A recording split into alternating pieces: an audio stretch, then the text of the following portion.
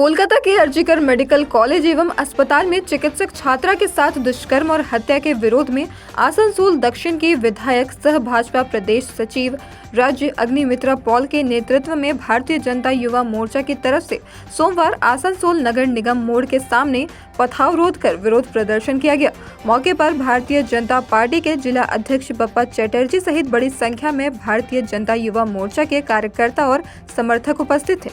इस दौरान काफी देर तक रोड पर बैठकर भारतीय जनता युवा मोर्चा की तरफ से कोलकाता अर्जिकर कांड को लेकर विरोध किया गया। इस दौरान भारतीय जनता युवा मोर्चा के कार्यकर्ताओं द्वारा मुख्यमंत्री ममता बनर्जी के त्यागपत्र की मांग करते हुए नारेबाजी की गई और पुलिस प्रशासन के खिलाफ भी आवाज बुलंद की गई। वहीं टायर जलाकर विरोध प्रदर्शन किया गया। इस मौके पर विधायक अग्निमित्रा पॉल ने कहा कि कोलकाता में जिस चिकित्सक छात्रा की निर्ममता के साथ हत्या की गई है, उसकी जितनी निंदा की जाए कम है। उन्होंने कहा कि इस घटना ने यह दिखा दिया है कि मुख्यमंत्री के साथ साथ स्वास्थ्य मंत्री और गृह मंत्री के रूप में भी ममता बनर्जी कितनी नाकाम है और उनको त्यागपत्र देना चाहिए।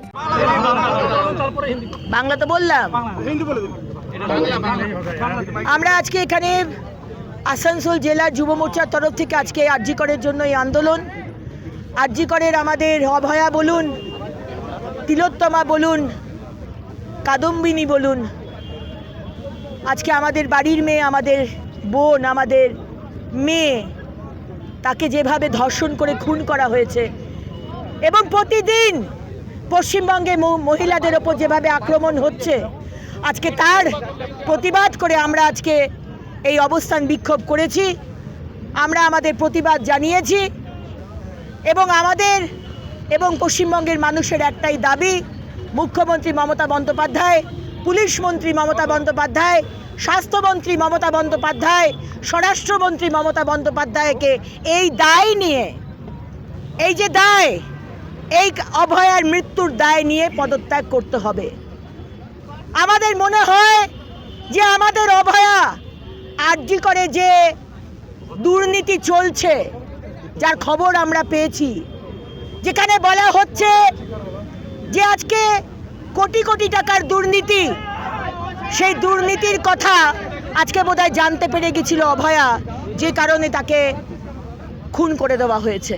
এবং সেটা শুধু আরজিকর নয়, আজকে পশ্চিমবঙ্গের বিভিন্ন সরকারি হাসপাতালে এই দুর্নীতি চলছে। ডক্টর সন্দীপ ঘোষের মতো প্রিন্সিপাল এবং তাদের আধিকারিকদের দ্বারা এটা হতে পারে না যে মুখ্যমন্ত্রী জানতেন না। তাই মুখ্যমন্ত্রীকে তদন্তের আওতায় আনা হোক। আজকে বিনীত গোয়েল, তাকেও জেরা করা হোক এবং মুখ্যমন্ত্রীকে তারও ইন্টারোগেশন করা হোক, এটা আমাদের দাবি।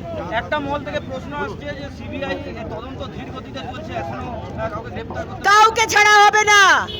সিবিআই হোক, কলকাতা পুলিশ হোক, কাউকে ছাড়া হবে না। আপনারা ভাববেন না যে আমরা বিজেপির কর্মী বলে আপনি বলবেন যে সিবিআই ধীর গতিতে চলছে বলে আমরা সেটা সাপোর্ট করব। আজকে সিবিআই কি করবে? আজকে সমস্ত যা প্রমাণ মুখ্যমন্ত্রী তা লোপাট করে দিয়েছেন। আজকে 7 দিন সময় নিয়েছিলেন কেন? এই জন্য সময় নিয়েছিলেন যাতে লোপাট করে দিতে পারেন। তাই সিবিআই এর মতো কাজ করছে, সিবিআই কে সময় দিতে হবে। আর সিবিআই যদি করতে না পারে, আমাদের আন্দোলন চলবে। আমরা সিবিআই এর কাছেও জবাব চাইবো। ভাববেন না যে আমরা সিবিআই এর কাছে জবাব চাইবো, ঠিক আছে না? প্রতিদিন হচ্ছে। 9ই আগস্ট আমাদের অভয়াকে মারা হয়েছে, তারপর থেকে প্রত্যেক দিন কোনো না কোনো জায়গায় পশ্চিমবঙ্গের কোনো না কোনো মেয়ে ধর্ষিতা হচ্ছে, গলা কেটে দিচ্ছে।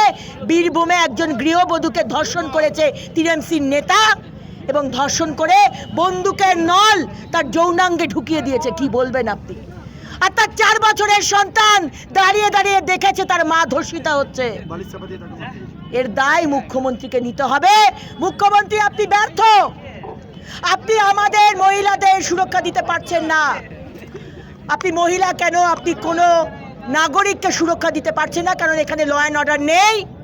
আর এই পুলিশ, আমরা দেখলাম 14 তারিখ রাত্রে পুলিশ 7,000 দুষ্কৃতী, যখন টিএমসির দুষ্কৃতী যখন আরজিকরকে আক্রমণ করে, তখন আমাদের পুলিশ নার্সের বাথরুমে গিয়ে লোকায়।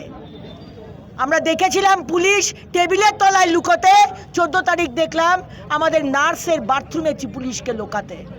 তাই আপনি ব্যর্থ, আপনি অপদার্থ মুখ্যমন্ত্রী, আপনি পদত্যাগ করুন, আর তা না হলে আমরা ব্যবস্থা নেব। কালকে নবান্ন ঘেরাও। आसनसोल से सत्यनारायण सिंह की रिपोर्ट।